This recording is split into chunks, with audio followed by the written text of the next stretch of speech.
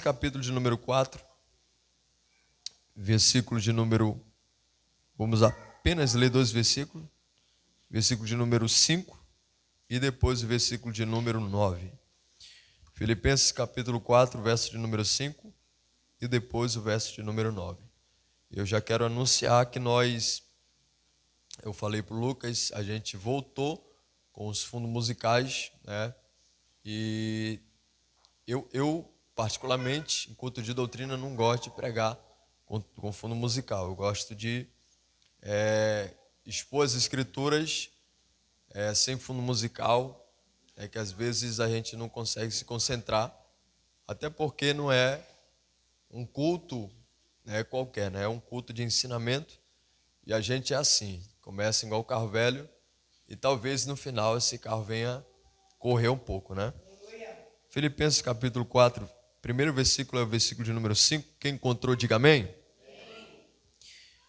Está escrito: seja a vossa moderação notória a todos os homens.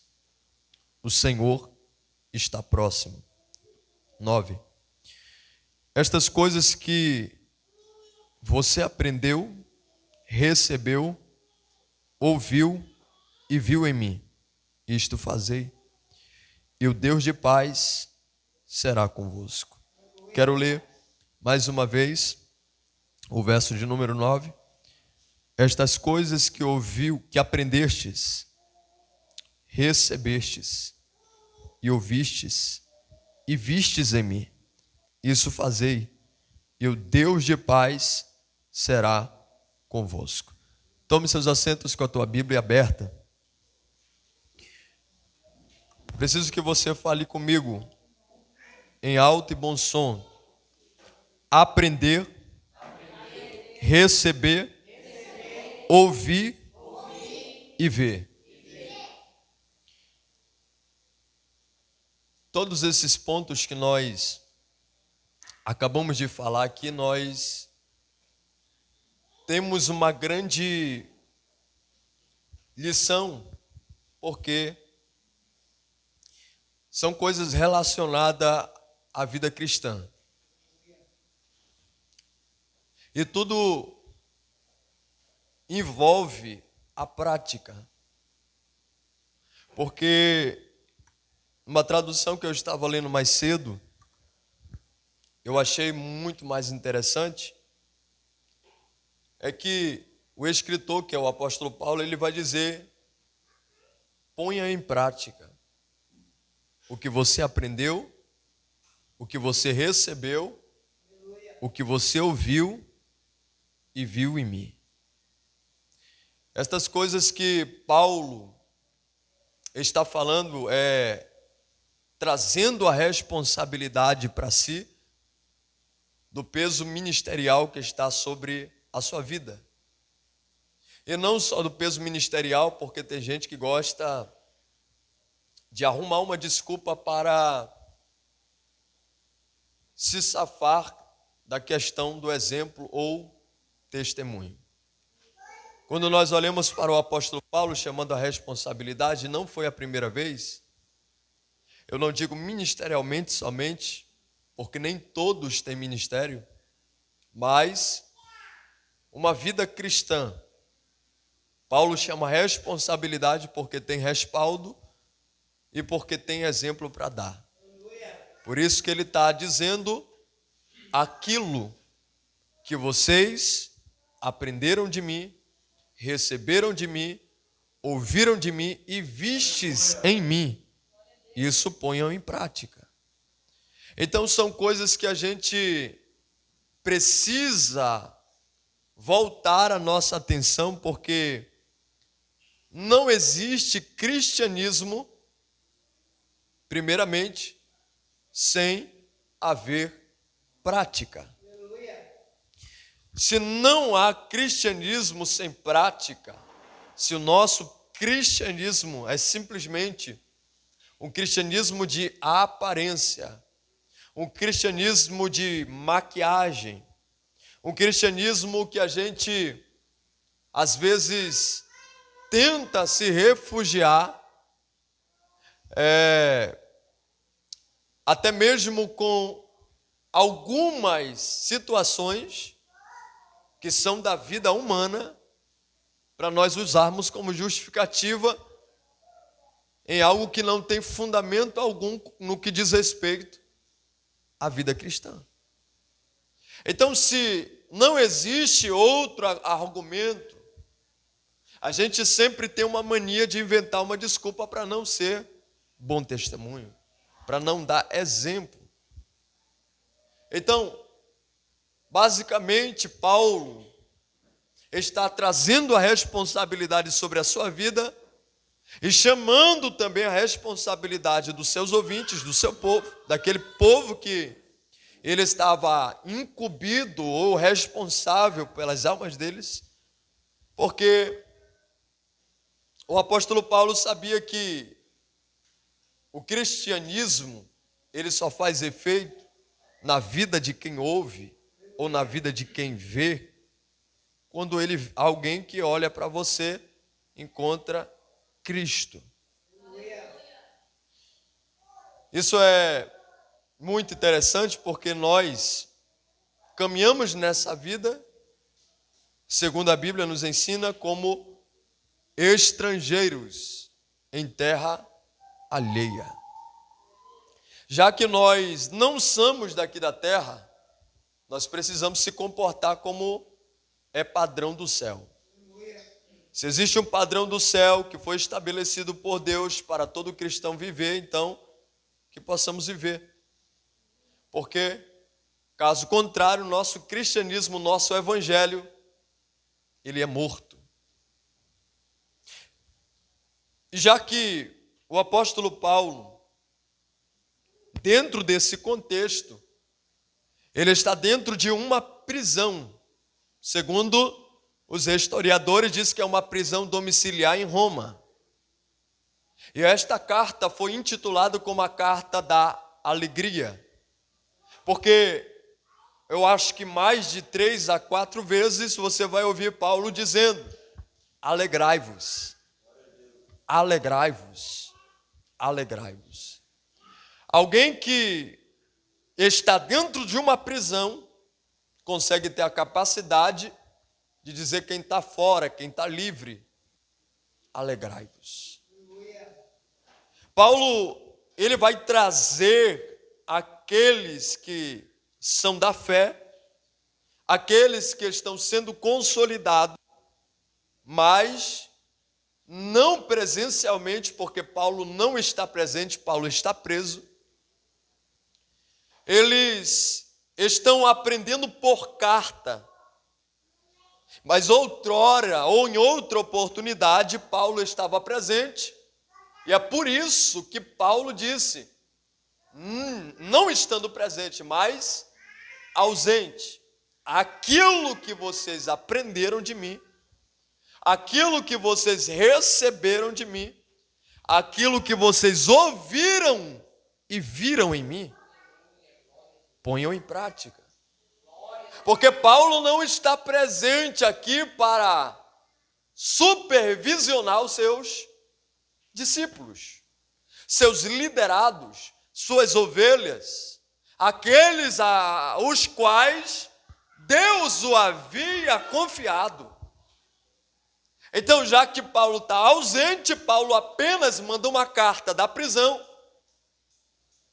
pelo seu próprio punho escrito, e dando algumas orientações em outras cartas, também para os Filipos, advertência quanto àqueles que eram inimigos da cruz, quanto àqueles que tinham apostatado da fé, ou negado a fé, ou deixado ela. Paulo tem um cuidado máximo com esta igreja em Filipos, porque mesmo estando ausente, mesmo tendo ensinado quando estava presente, Paulo sabe que existe uma ameaça iminente. Existe uma ameaça que está muito próxima desta igreja. Existe um grupo que se levanta no meio da igreja de Filipos, que Paulo intitula eles como inimigos da cruz, porque Paulo não é como alguns de nós, que vendo alguém apostatar, vendo alguém blasfemar, vendo alguém brincar com as coisas de Deus, vai trazer mamão com açúcar, ou vai passar a mão. Não. Paulo tem responsabilidade com o evangelho que lhe foi confiado. Então, esse peso de responsabilidade, que não é só ministerial, mas é um peso pelo fato de ele ser cristão, pelo fato de ele ser crente, a gente precisa entender. Não é porque você não tem um cargo, não é porque você não canta, não é porque você não prega, que não existe uma responsabilidade sobre a tua vida. Todos nós seremos cobrados por aquilo que fazemos de bom ou de ruim. O que está em jogo hoje, no nosso cristianismo, na atualidade, muita coisa. Até porque nós vivemos uma geração pós-moderna, que hoje a liberdade, a gente sabe que para eles é liberdade, mas para nós, que conhecemos a Escritura, é libertinagem. Porque hoje tudo pode. É tão normal o pecado que, se a gente confronta, é mais fácil o crente mudar de igreja do que mudar de vida. É, só um aleluia, mas está tudo bem. A gente precisa, às vezes, ser um pouco radical no que diz respeito à nossa vida. Porque em tudo nós somos vistos. E se não há bom testemunho da nossa parte, a gente usa como argumento: ninguém tem nada a ver com a minha vida, ninguém paga minhas contas. E essa é a desculpa do povo de hoje. Só que você precisa entender que você é crente. Quem está te vendo, capítulo 12 de Hebreus, o que está escrito? Há uma nuvem de testemunho que rodeia vocês. Então, se vocês não dão bom testemunho, vocês vão ser cobrados.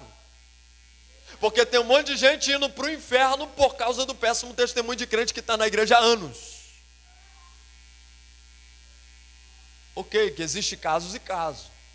Porque também tem gente que está desviada aí porque quer. Tem gente que está fora do rebanho, está fora do rol dos membros da igreja, porque se decepcionou com alguém.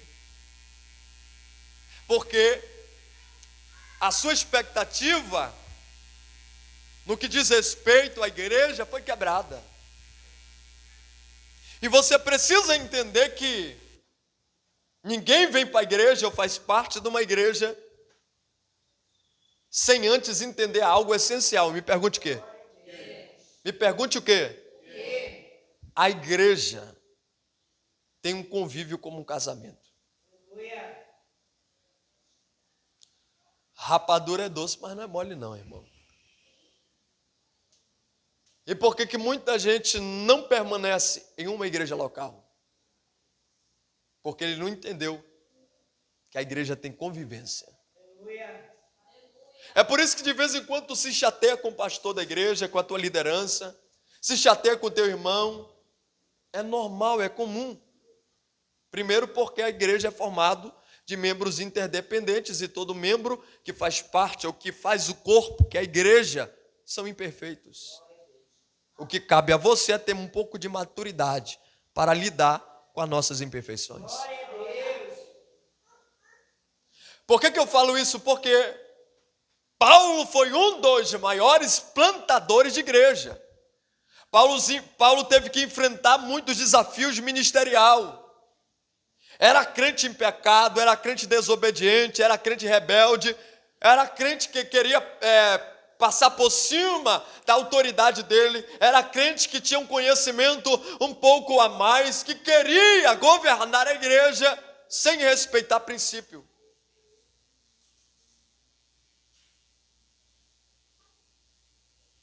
Mas Paulo está preso. E qual é a preocupação dele?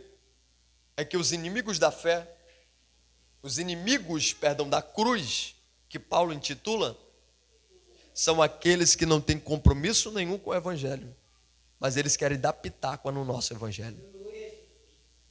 São aqueles que muitas vezes estão lá no YouTube, não congregam, não tem pastor, não é membro de igreja, não dizima, não oferta, aí está lá ensinando, crente leso, abestalhado, bobo, que não parece que nunca ouviu ou nunca leu a palavra.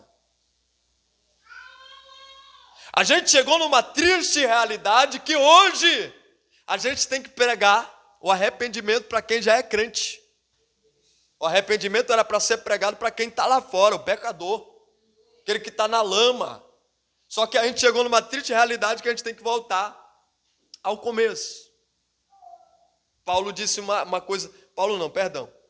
O escritor de Hebreus que não é revelado, não sei se é Paulo, eu não sei se é o Apolo, não sei se é Pedro, não sei se é Cefas, eu não sei quem é, porque só existem especulações, né?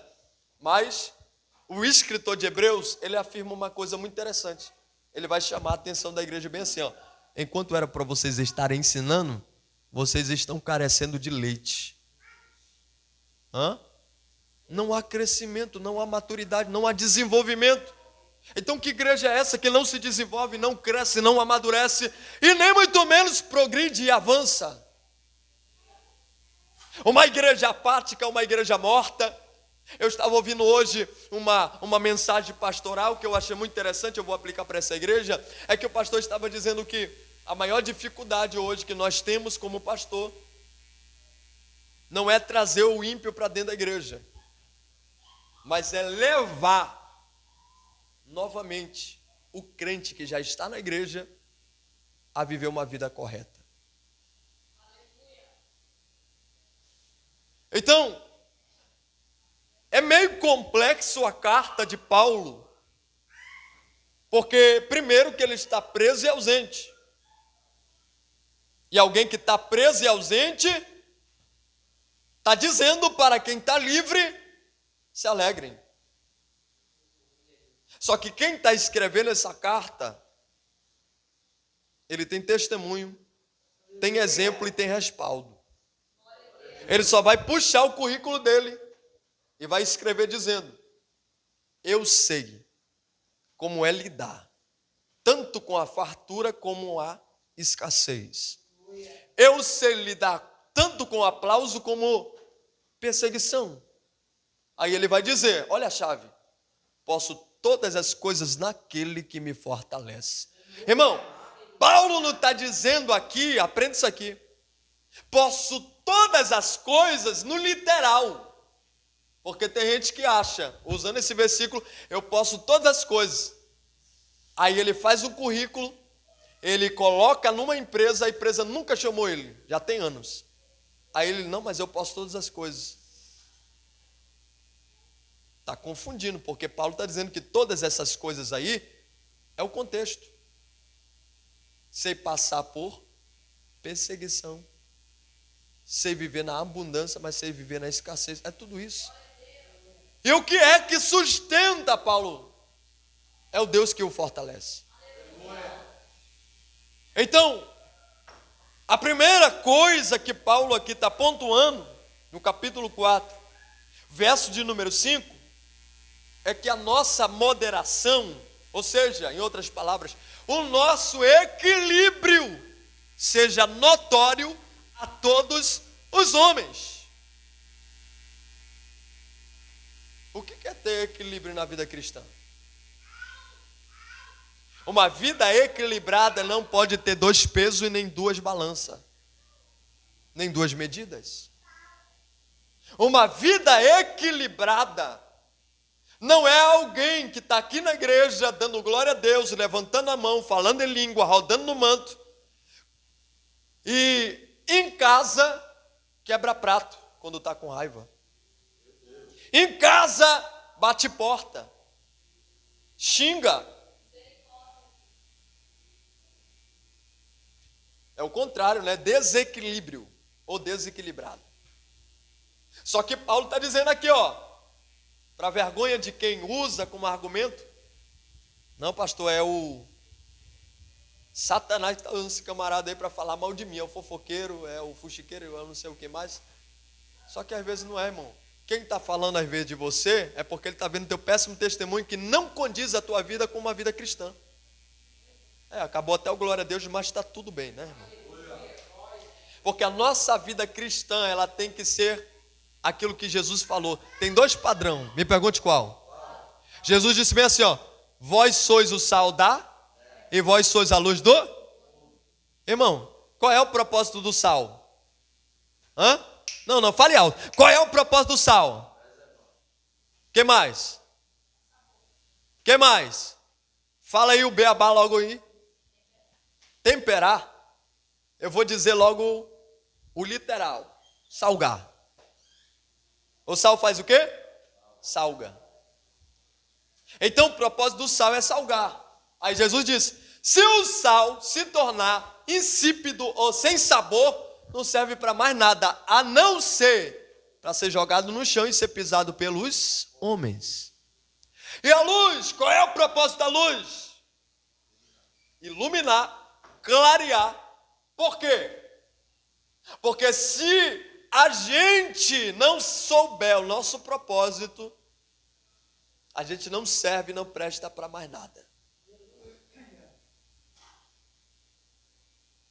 E Paulo está dizendo aqui, ó, que a vossa moderação seja notória. Sabe o que é ser notório? É você passar em qualquer lugar, alguém te conhecer, alguém saber aonde tu congrega, alguém saber quem é os teus pastores, quem é a tua liderança, qual é a igreja que você está inserido como membro, é alguém saber que você é crente. Então, toda a nossa vida tem que ser reflexo de Cristo, porque se a gente não refletir Cristo, alguém vai encontrar legalidade para falar de você. Alguém vai encontrar legalidade para falar mal do Evangelho. Porque a culpa do Evangelho ser mal falado não é de quem está lá fora falando. É porque a gente que está dando as pérolas aos porcos e estamos dando o que é precioso aos cães. Então, quando você não tem uma vida elibada, uma vida em santidade, uma vida respeitosa, uma vida que alguém pode encontrar em você Cristo, aí você se torna um péssimo exemplo. Tu viu fulano de tal? E ainda é da onde? Da tenda dos profetas e da igreja do pastor Leonardo. Aí se eu pego o miserável, eu coloco no banco. Por quê? Porque tem gente que acha que viver uma vida com Deus é só na igreja. Porque tem gente que usa saião na igreja, mas fora, Deus o live. E tem alguns que são no Instagram mesmo, descaradamente. Eu vi falar igual o pastor Eliseu Rodrigues, o profeta do Pix. Ele estava ao vivo, eu entrei lá no podcast, tá, irmão? Não era live dele, não. Era um podcast, ele estava lá, o profeta do Pix. E aí ele estava falando lá sobre os dons, a revelação. E ele disse os engravatados, engomadinhos, os religiosos, porque a gente que anda bem vestido, para eles é os religiosos, né? E aí, vê lá, se no culto deles lá estão dormindo, não sei o quê, a palavra está pregando, aí não tem ninguém, todo mundo dormindo, não sei o quê. Vai ver nos meus cultos, tem sinal, tem cura, tem maravilha, tem revelação. Se ele abrir a Bíblia dele, a igreja dele fecha, né? Irmão, eu vou pegar um exemplo aqui que o pastor falou sobre isso aqui. O que adianta a gente encher o povo de revelação, de profecia, de milagre, e o povo ser vazio de palavra? Tudo isso aí é encanto, irmão. Deixa eu falar uma realidade aqui. Lázaro ressuscitou, sim ou não? Sim. Ou melhor, Jesus ressuscitou Lázaro, sim ou não? Sim. Mas Lázaro morreu de novo. O cego de Jericó, Jesus curou ele, sim ou não? Sim. O cego também morreu. O que eu quero dizer? É por isso que eu disse, João, se a gente for estudar um pouco, fazer uma pesquisa pessoal, você vai ver que João, o evangelista, que escreveu um dos evangelhos, ele vai dizer assim, ele nunca deu ênfase a milagres. Ele sempre disse que milagres é sinais. Aí o camarada vai lá no podcast e diz bem assim, ó, na minha igreja tem revelação, tem profecia, tem milagre, tem demônio manifestado. Grandes coisas, né, irmão? Se não tem palavra, não serve de nada. Se só são sinais, mas não tem Bíblia, não tem fundamento isso aí, irmão, pode acontecer. Mas sabe qual é o problema? É que os escribas e fariseus chegaram com Jesus. Chegaram com quem? Olha com quem eles chegaram, né, irmão? Com amor. Chegaram bem assim, ó, Senhor, nos dá um sinal. Aí ele vai olhar para eles e vai dizer bem assim, ó, uma geração incrédula e perversa pede sinal. Hã? Irmão, quem gosta muito de sinal é incrédulo. Mas só que a fé não vem pelo que você vê. A fé vem pelo ouvir e ouvir a palavra de Deus.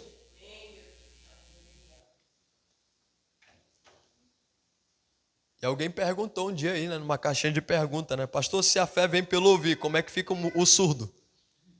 Deixa para outro dia, né, irmão? É só Deus que sabe explicar isso aí, né? O Lucas deve saber. Já pensou? Se a fé vem pelo ouvir, como é que fica o surdo que não ouve? A fé vem pelo ouvir, irmão. A audição. Mas é só Deus, né, que sabe, né? E a gente precisa ter esse equilíbrio, essa moderação em todos os aspectos da nossa vida. Por quê?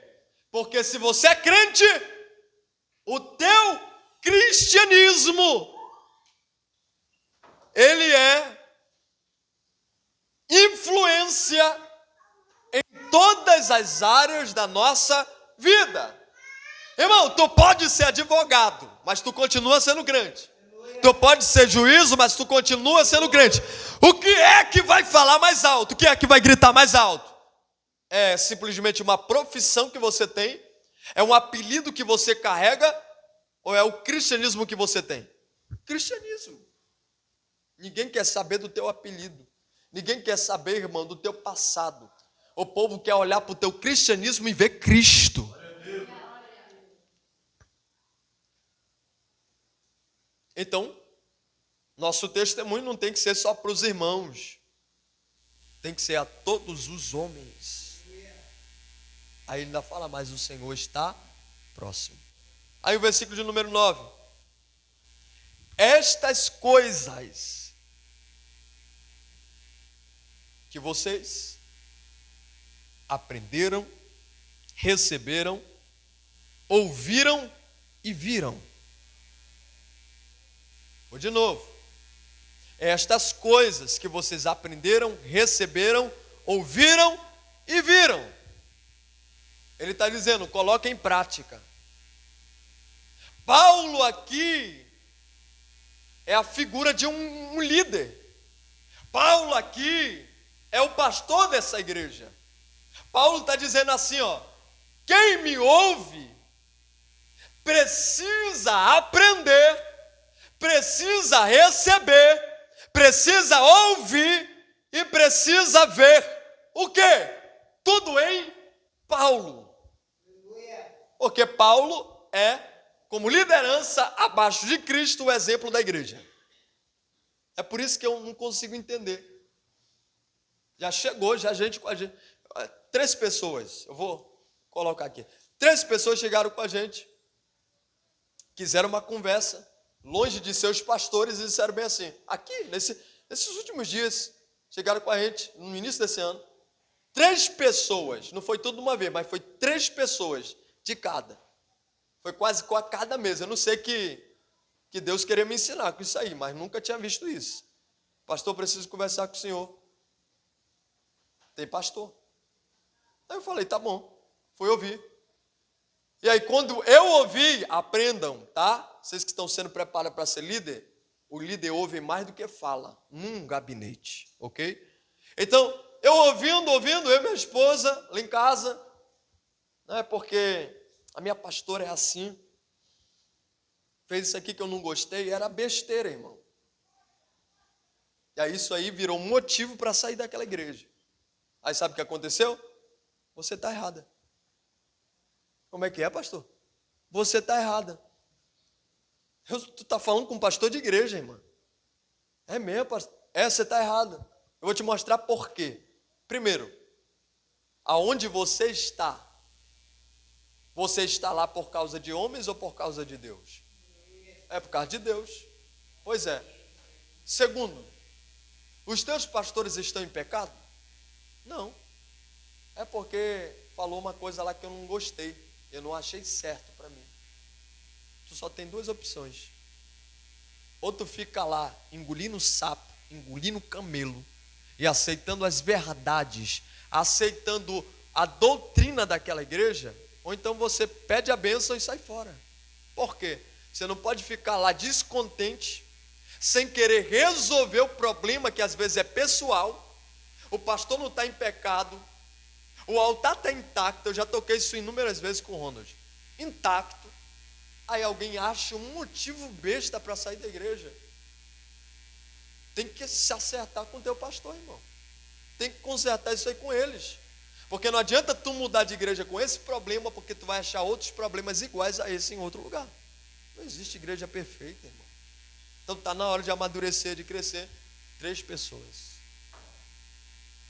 Se eu fosse outro pastor, eu tinha lotado a igreja só por causa desses daí que queriam vir para cá. Era o intuito deles. Vim para cá, mas com esses problemas bestas, sem resolver lá. Aí eu ia trazer problema para a igreja e daqui a pouco e eu saí daqui por causa do pastor. Irmão, não adianta mudar de igreja. É 2 opções: ou você sai na bênção, ou você se torna maldição lá, reclamando de tudo e de todos. Simplesmente. A gente não pode de maneira nenhuma, porque tem um, irmão, é cada absurdo. A terceira, e a última chegou com a gente até agora, né? Falou bem assim: eu vou aparecer lá hoje. Não apareceu, né? Eu vou aparecer lá. Fulano de tal foi para a igreja, eu não fui. Aí eu falei: ixi, coisa errada aí. A irmã vive no monte. Vive no monte. Aí, esse é o pior. Já aconteceu coisa assim. Irmão, quando a gente tem que largar de ser besta. Quando a gente vai para o monte, a gente vai para orar. A gente vai para quê? Aí quando começa aquelas rodinhas na ausência do pastor, aquilo dali vai se tornar, irmão, maligno. Guarde isso. Toda reunião que se trata da igreja local, na ausência do pastor, é rebelião. Vou repetir. Toda reunião que se trata da igreja que você faz parte, ou da igreja local, na ausência do pastor, se torna rebelião. Como é que você vai tratar de assuntos da igreja longe do teu pastor? E acredite, tem gente que só se reúne em alguns lugares só para falar mal de departamento, de ministérios, para falar mal de A, de B. É complicado. E aí, tem gente, isso aqui é culto de doutrina, tá, irmão? Tem gente que faz pior, vai para o monte, aí, irmão, Satanás é terrível. Porque ele vê a rebelião que você tem aqui dentro, ainda não expôs. E aí você vai para o monte, ao invés de orar, aí chega o profeta ou a profetisa de Satanás lá. A falsa profeta ou falso profeta chega lá com uma falsa profecia e diz bem assim: ó, tá acabando o teu tempo lá onde tu tá. Irmão, cai por mim. Não existe profecia para você deixar uma igreja. Vou repetir, vou melhorar. Não existe profecia e nem revelação para você trocar de igreja. Se você quer sair de uma igreja, é por decisão. Aí vem uns bobos aí, recebe essas revelações. Pastor, meu tempo acabou aqui. Mas o que foi, irmão? Não, o profeta profetizou, disse lá, revelou e disse que era para mim sair porque acabou meu tempo lá. Então quer dizer que o pastor te batiza nas águas, o pastor está há anos e anos lutando contigo, te gerou, o pastor te ensinou, o pastor investiu em você, para no final uma profetada te arrastar? Pelo amor de Deus, irmão. É uma cambada, irmão Elismar. Eu vou respeitá-lo como obreiro, Elismar. É uma cambada de crente bobo. Crente que parece que só tem miolo na cabeça, por quê? Eles estão aqui todos os dias, estão aqui sendo acompanhado, consolidado, para uma besteira arrastar ele. Então cuidado. Repito, não existe profecia nem revelação para você sair de uma igreja. Ok?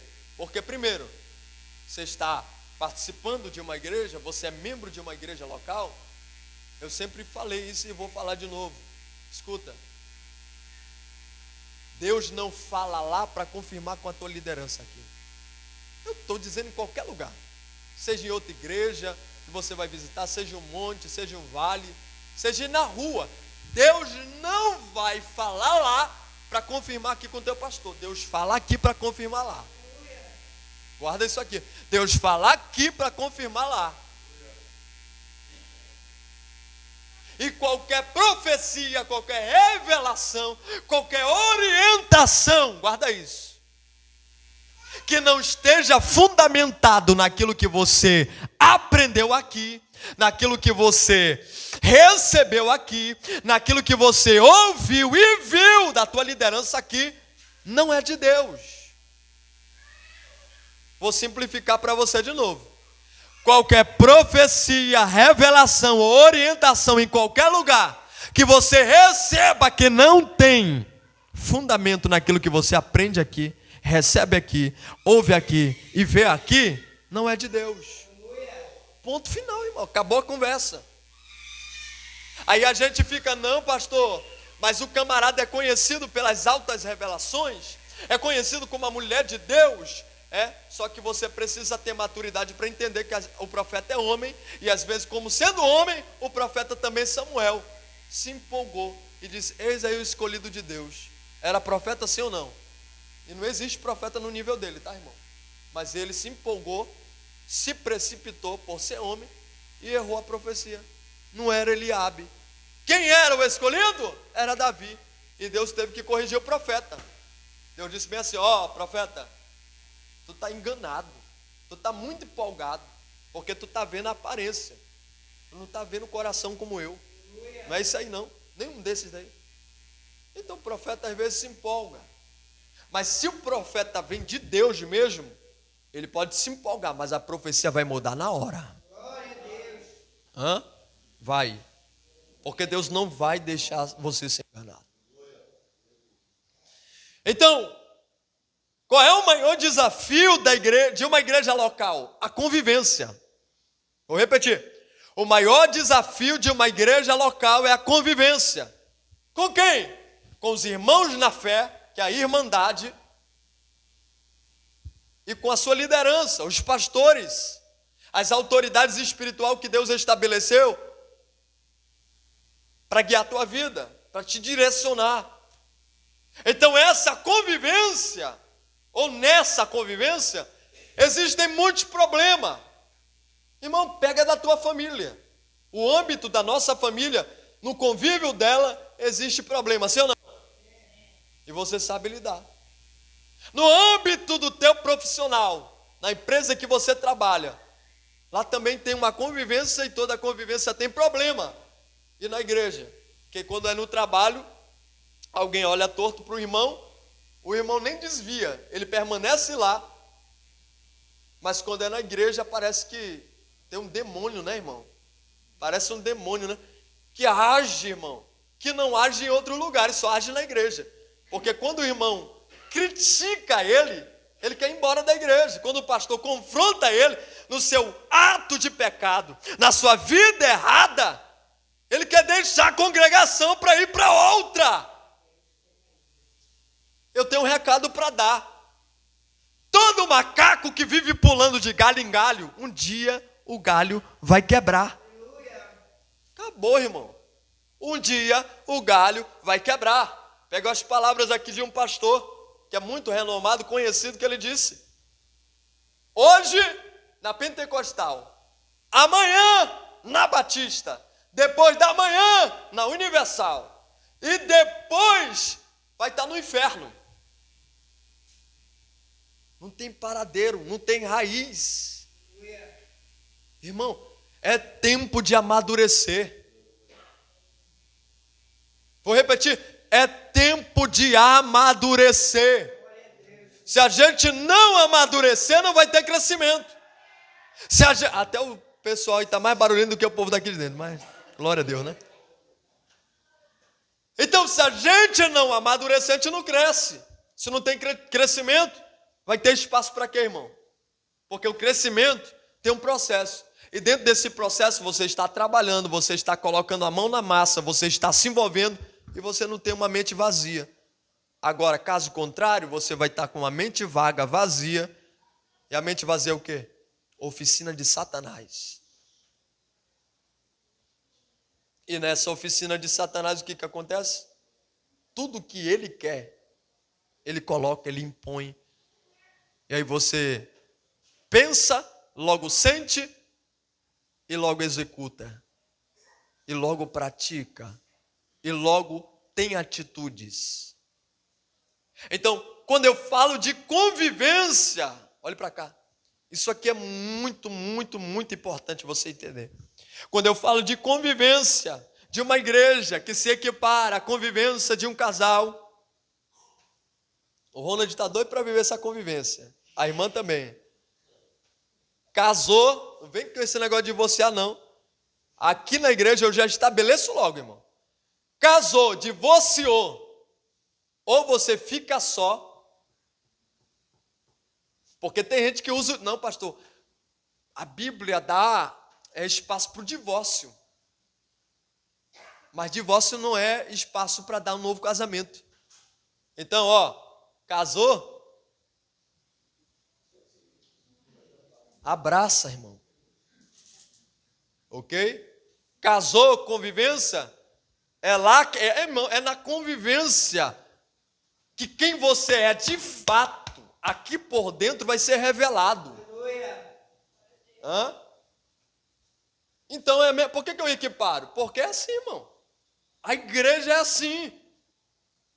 Vai ter momentos, irmãos, que vai ter aqueles eventos, a gente vai estar alegre um com o outro, a gente vai rir um para o outro, mas vai ter momentos que a gente vai estar igual àquela igreja de Gálatas. Me pergunte como? Paulo disse bem assim, os irmãos lá estão querendo morder uns aos outros. Hã? E aí? Para não acontecer isso aí, é a gente amadurecer. Irmão, nunca faça parte de uma igreja sem entender a convivência. Ok? E a convivência é muito importante, irmão. Sabe o que o provérbio diz? Assim como o ferro afia outro ferro, assim o irmão afia o seu outro irmão. Não tem crescimento no individualismo, só tem crescimento no coletivo. Aí, precisamos quebrar alguns conceitos, alguns maus hábitos, algumas frescuras, porque tem gente, irmão, que é birrento, que só Jesus para tolerar esse humano, né? Você vai ter confronto. Vai ter, irmão, aqui é muito mole aqui, A gente viveu o efeito que a igreja causa. O efeito é aqueles momentos que a gente está junto. A gente dá uma volta com a igreja, a gente vai para um passeio junto, isso aí é efeito. Os eventos dos congressos, os eventos das campanhas, pregadores de fora, cantores de fora, outras igrejas vindo para cá. Isso aí, irmão, tudo passa porque é efeito. Agora o que você tem que estar agarrado não é em efeito, é na causa da igreja. Paulo disse, por esta causa eu me ponho de joelho. Sabe o que Paulo está dizendo? Efeito passa, mas a causa permanece. O que é causa? É você ver a igreja vazia, mas você está aqui dando glória. O que é causa da igreja? É você vir para a igreja chateado, mas você está ali, pastor, eu estou aqui para vestir a camisa, eu estou aqui para abraçar esta igreja, eu estou aqui para convidar, seja lá o que for para fazer, eu vou fazer. Aí aqui você vai se chatear, mas vai se alegrar. É convivência, irmão, mas haverá crescimento para quem se, aleluia, abraçar a causa dessa igreja. Então, por favor, alguém que chegar empolgado por causa dos efeitos, fala para ele, ó irmão, convivência aqui, tá? Vai ter momento que o escuto não vai ser muito bom para ti. Tu vai reclamar do louvor, tu vai reclamar da altura, tu vai reclamar até do pastor. Porque o pregador não pregou da forma que eu queria, pelo menos aqui não tem coach, né, irmão? Você não veio ouvir coach, você veio ouvir palavra de Deus. Uma palavra pastoral, irmão, eu valorizo muito. O que é palavra pastoral? Isso aqui. Aleluia. Uma palavra pastoral. Oi, minha filha. Uma palavra pastoral. É isso aqui que você está ouvindo. Por quê? Porque em dias de congresso, em dias de campanha, em dias de movimento na igreja, a gente não consegue, irmão, ter um aconselhamento, um direcionamento. Porque esse momento é um momento que é do mover, do movimento. É muito bom. Eu sou pentecostal, eu amo isso. Só que o nosso problema às vezes é sempre se apegar num efeito. Aí quando vem o confronto a gente não quer. A gente fica de banda. A gente fica de lado, a gente fica de birra. Então, é um problema para quem não aprendeu que igreja é convivência. E toda convivência, qualquer que seja, tem problema. E a pergunta que eu faço, na convivência da igreja, você é quem mais aponta problemas na igreja ou você é quem traz solução?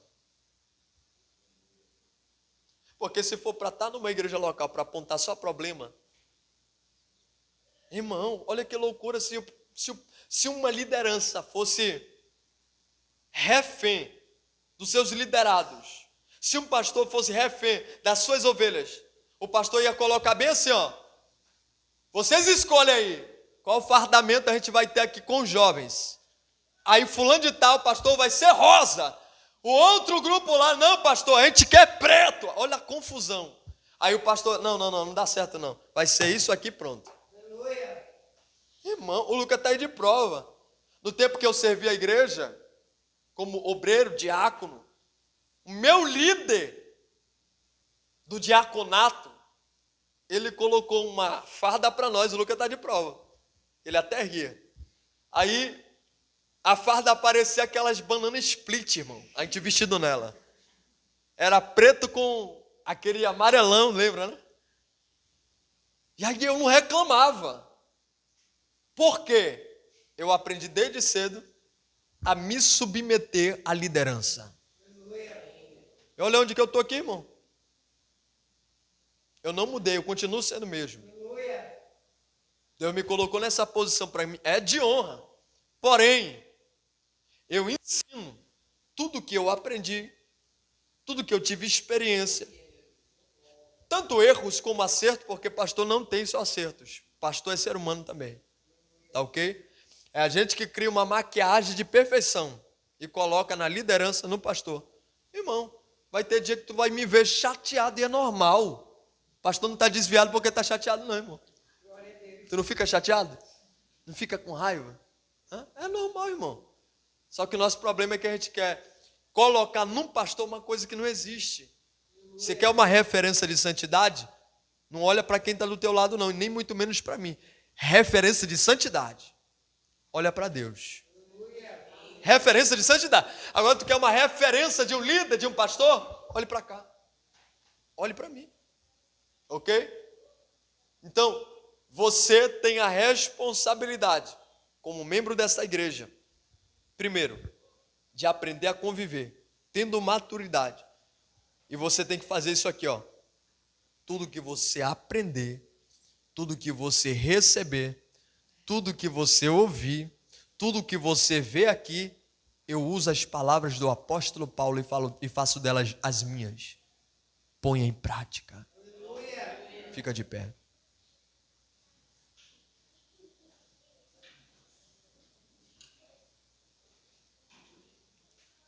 É muito bom quando você vê o pastor nos vídeos aí, ou o pastor dá lugar, ou o pastor, tô lembrado, mas pode deixar. Ou o pastor, uma benção, aí tem uns que se encantam, né? Oh, o pastor, tá nos vídeos aí, é bacana, né? A gente faz aquelas edições, né? A gente posta. Ó, a igreja é uma bênção lá. Aí vem pra cá, acaba o encanto. Acaba, por quê? Irmão, na rede social a gente só vê cortes de uma pregação, né? Aí quando a gente vem pra convivência, acaba o encanto. Teve gente que veio pra cá, congregou comigo, e acredite, não conseguiu ficar um ano. Porque quando estava no início, não tinha pisado na bola, tá tudo bem, irmão. Tu vai ter o pastor assim pelo resto da vida. Não tinha bancado de melhor na igreja, até ao ponto de ser melhor do que pastor. Não tinha pisado na bola, não tinha feito o que era errado, tá tudo bem. Aí depois começou a pisar na bola. Foi de contra a visão da igreja. Foi de contra o que era ensinado. Foi querer debater. Não passou um ano. Acabou o encanto, irmão. Acabou. Porque é na convivência que a gente vai ver quem é quem. Aí quando a gente corrige aqui em cima, tá bom, irmão. Tá bom aí para você dar glória a Deus aí embaixo. Agora quando a gente chama num particular, você tá errado. A gente fica, irmão, a gente fica com raiva, a gente fica chateado. Mas acredite, vai ter crescimento por causa da aceitação da correção. Só é você ter maturidade, aceitar. Porque aqui eu trabalho com 3 coisas. Quantas coisas? 3. Primeiro, advertência. Segundo, disciplina. Terceiro, eu acho que vai polemizar. Exclusão. Advertência, disciplina e exclusão. Vou te explicar. A advertência é quando a gente chega num particular, faz um gabinete, quando a pessoa aprontou mesmo, fez uma besteira na vida. Me perdoe a expressão, uma bosteira na vida.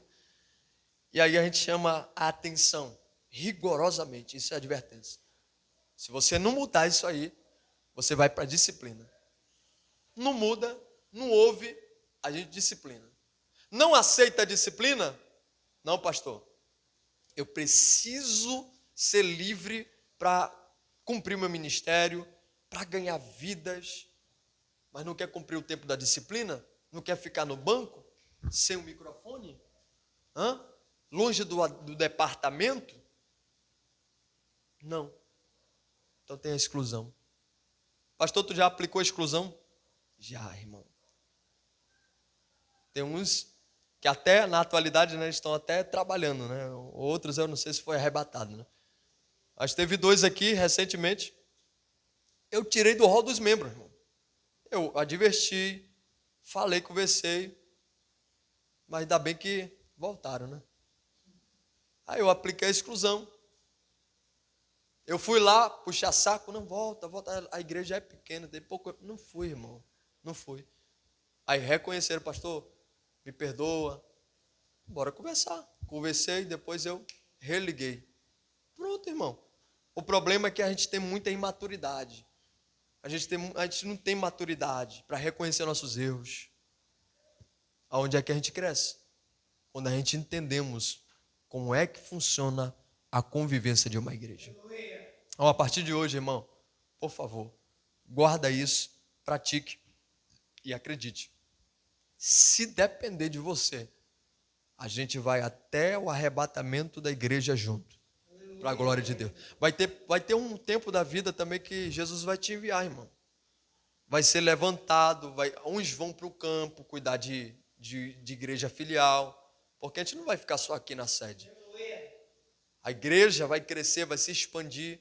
Aí quando tiver outros campos aí, vamos enviar o casal de obreiro, vamos enviar os outros ali, vai lá fazer a obra, vai levantar, vai plantar a igreja, ou vai ganhar almas para Jesus e pronto. Tá bom? A gente vai estar junto. Levante as suas mãos. Sexta-feira tem cesta profética. Vai ser uma bênção. Eu quero que você levante as suas mãos. Qual é o seu nome? Elma.